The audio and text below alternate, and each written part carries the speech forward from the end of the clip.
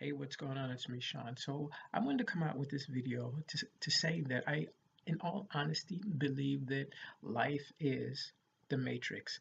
And just like the movie, if you look at the movie The Matrix, I believe life is like that. I believe the Cabal tells us the truth about things once, one time, and whether it's in movie form, book form, cartoon form for children, I believe that the Cabal tells us what's the truth only one time, and you have to look at it um, and analyze it and come up with your theories as to what the situation is insofar as life is concerned. So it took me a very long time to uh, adhere to this because I was under the consensus that science was science and not fact until proven that it was fact. But I believe that science fiction is in actuality the cabal telling us the truth. So all those science fiction movies that we all looked at, I mean, I came into the kind of heyday of science fiction movies, which was the early 1960s. I was born in 62. Hey, surprise, I'm very old. And so a lot of those movies were left over from the 1950s about aliens coming to this world and taking it over, and then in the mid 70s we had Star Wars and all that, and I kind of believe that that's the truth of the universe and of this galaxy and of man. Now, I want to say also that if I haven't said it before, I believe that man is made up of 58 different alien processes or species that we came to be on this planet, which is a zoo planet, for lack of a better verb, where criminals from different space entities can come here and be free of jail term from their homeworld planets. I believe that anything goes on this planet, unfortunately, because this is the planet where a new species was made, and that's us, man. 58 different aliens contributed to the process of human beings. And you can look at that in reality. And if you do any research, and I always advise that you do research and never believe any one thing that you hear, even if it is me. Look at the human brain. We have the Abdullah, which is in the back, which is a lizard brain. Then we have different parts of different segments of our brain. We have untapped DNA resources, which people or scientists are really coming to believe that uh, the DNA is not really what it is. In other words, it can be unfolded. There is a process where it can be unfolded. Subsequently, we will never find out as yet what man is, what aptitudes man can process if the DNA within us can be unfolded. And it's been said it's a lot more than the double helix of DNA. And I'm trying not to make this so convoluted. I really want to make this a simplistic video so people can understand. So the other idea that I have is that Jesus Christ and God are really alien beings. No other man, if you can call him that, did miracles in the way that Jesus Christ did. Moses did miracles, but it was through the power of God. So I believe these two entities, God and Jesus Christ, are alien beings that for some reason have a liking towards man. And believe me, in all the alien species that there are, and there are hundreds, um, every alien race has their own agenda.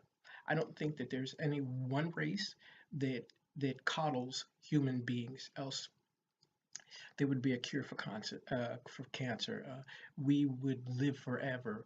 A lot of things that there would be no war. I believe that the statement in the Bible where it says, uh, on earth as it is in heaven is very, very true. I believe we war here on this planet because alien beings have a ongoing war, and it's been millions of years since the war in space has begun. And the war is basically about us, this planet, and what they could do. Some alien races want to manipulate us, put us in zoos, uh, put us on a dinner plate, very much enslave us uh, as a whole as a whole humanistic being.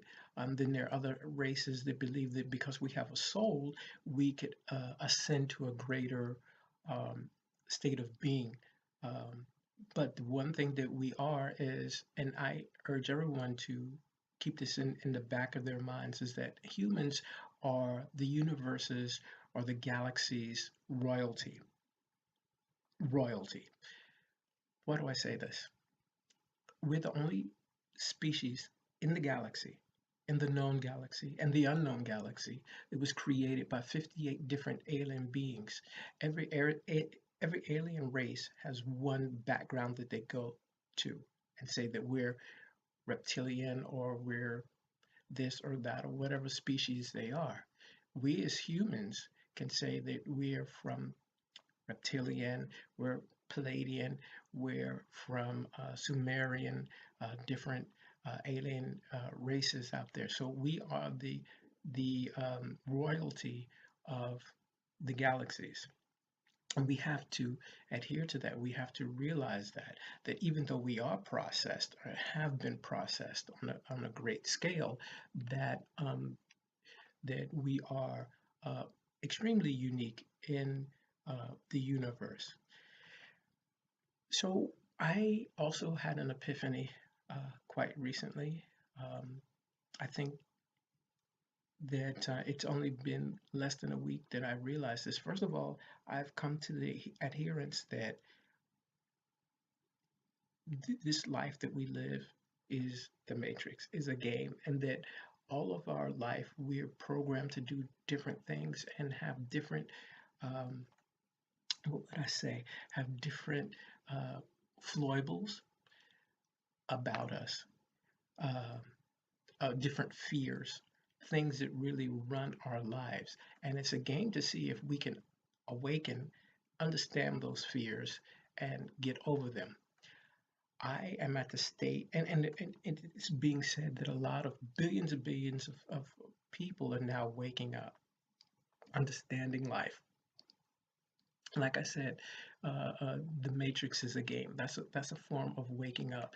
I get my and beginning to get my understanding from the dreams that I've had. And if you look at my channel, I have some videos about dreams that I've had, and that's a part of waking up. A lot of people wake up in different ways. I wake up through my dreams. Things are being told to me through my dreams. It takes me a long time to understand it.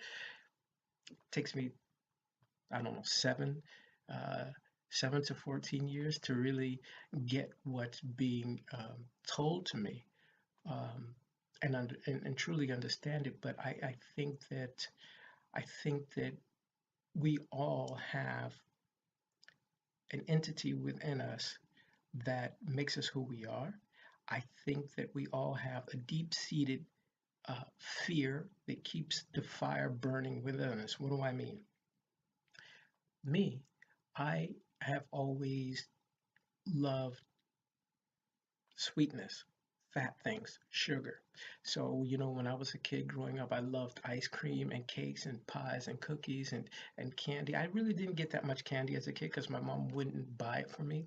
But baked goods, my mom baked a lot. When I was a kid, so I really loved that. I also was made to stay away from sodas, so I really didn't have sodas for decades and decades. Um, but fruit juices, um, and of course, fruit, peaches and blueberries and strawberries and all the fruit that's out there. I really partook of, except for kiwis. Kiwis I really didn't get into until probably the 1980s or so. Early 1980s, so I didn't even know what a kiwi was. But then when I found out, it was one of my favorite fruits. But so sugar for me is kind of really don't want to say it like this, but a death sentence because first of all, it's given me diabetes. Why? Because I partook in sugar and baked goods and candies because I did have candies later on when I was an adult. Uh, Altered my system, subsequently giving me diabetes at the age of 40. I actually got it at 40. Um, and that's my life fear or my matrix fear or the entity that was put into me when I was being programmed to come to this being, to come to this world through the matrix. Um, and a lot of people, billions of people, also have this diabetes that is now an epidemic, and it's there's diabetes number one, where you get diabetes as a child, where you get youthful diabetes, or again, diabetes when you're a kid. And then there's a new diabetes, number two, that you get around the age of 40. I got that one. Um, so I believe that that's a program and a life fear, a matrix fear in my life.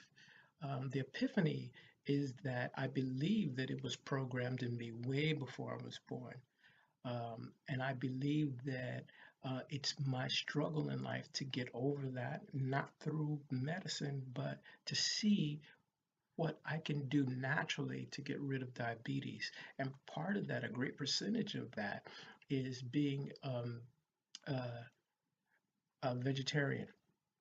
And so it's very difficult for me, and I fight constantly to stay as a vegetarian because I like everything. You know, I've tasted everything in my life, you know, meats and chickens and you know, any type of food that I can get my claws on, you know, I really like shepherd's pie and lasagna, and the list goes on and on. And a great percentage of that raises my high blood pressure and raises my uh, sugar level, you know, and I have to control that, and I'm doing a pretty good job at that. My A1C is at 7, uh, and my blood sugar this morning was 108. So, you know, and I'm doing a lot better than I did in previous years. So I believe that number one, that the life is the matrix, it's a game. So if it's a game, the rules are that you have to control that life fear, that matrix fear that's in you. Now, a lot of people have different types of fears or things that run their life. Mine was sugar. So when I was a kid, um, I wasn't fat, I was husky. So, like when my mom went to buy clothes for me, especially at Barney's, they would say, "Oh no, his clothes or his pants are in the husky department." I hated that word husky, but I wasn't flabby. I wasn't a flabby type of big guy. I was more husky. I was solidly built, but still I wasn't skinny. I wasn't thin. I was husky, and that lasted through, um, wow, through probably until my 30s. I would definitely say my 30s. Um, but that had to do with my intake of sugar, and you get sugar throughout your meals. If you go to fast food places like McDonald's and Wendy's that put sugar on their French fries and pastas, and like I told you, I love to eat. Sugar's in a lot of different processed food along with salt and meals that are cooked at home because the chemicals that are in meals now that are in foods have a lot of things that are quite detriment to your health. That's why I'm really, really trying to stick with being a vegetarian, and every day is a fight. Um, but so Matrix, first of all, life is a game, so you have to control the game because the game is about that specific person. My specific difficulty in life is sugar. So I have to control that and get over the hurdle of really hunger all the time because I'm always hungry. Not because necessarily I'm a vegetarian now, but that is my life. Fear is that, you know, I'll go hungry for a period of time and die from starvation. That is deep seated in me. I may not speak about that, uh, 24/7, but I know it's deep seated in my mind that that's a great fear in my life, that I'll continue to be hungry, waste away, and die. And the sub fear of dying from starvation is reincarnation, because I also had an epiphany that I've been reincarnated and that I'm living my second life. This is my second body, in a dream that I had that I'm sure I made a video about, and I'm not going to go into right now. Um, so my life fear is the nucleus is reincarnation. Above that, the coding of reincarnation, the fear, is uh, being fat and sugar and and starving. And I do mean literally starving. There have been some instances where I was homeless, and instead of thinking about I don't have accurate clothing, or I don't have the newest pairs of shoes, or where am I going to sleep tonight? My mindset was, what am I going to eat? And literally, I was out in the street. I was living in the streets, not because of anything illegal that I did, because I never did anything illegal to put me out in the streets. It was just that um, I became sick. I lost my job, and had a very, very difficult time in finding a residency. Uh, and I can only tell you the truth of who I am and what I've been through. Um, so my fear is hunger. And I text a good friend of mine and I said, I'm a big poser. I talk a good game, where I'm talking about getting over hunger and ignoring the nastiness of hunger, because to be hungry is in any state, and any status of being is a very nasty feeling to have. And believe me, I've had it more than once, and having it now, quite honestly. With all honesty, I'm not the most well-fed person, and that's been going on virulently since 2015, and it's now 2019. So it's a very difficult situation I've gone through, and like I said, I talk a good game, trying to get over it, but the basis is that, yeah, I'm hungry, you know. Um, so what else can I possibly say to people out there is that we all have a life fear, whether it's alcoholism, which is a cover for something deep-seated that happened in a person's life that they're trying to cover up and forget. It could be that you are a workaholic, and that your family suffers because you work so much, but there's a deep-seated fear as to why you work so diligently. Then there are people who are shopaholics, and all different types of fears that come with being a human being. So you don't have to admit to me what your fear is, but I'm just telling you that every human being, every person out there has a spark that lights a flame of fear and intrepidation, uh, that makes them who they are. Mine is sugar and trying to get over being hungry because I'm afraid of starving. I'm afraid of, in essence, dying and having no control over reincarnation. So I wanted to put this video out here. It was kind of a hard video for me to formulate and to talk about, and I really, really hope that it wasn't too confusing for people out there, because I am trying to tell people what I'm going through, and if I can have one person understand things in the videos that I've made, and have them come out with a clear sense of who they are and the world around them and such, I'll be a very happy guy. And I hope that everybody has a blessed day. And thank you so much for your time and patience.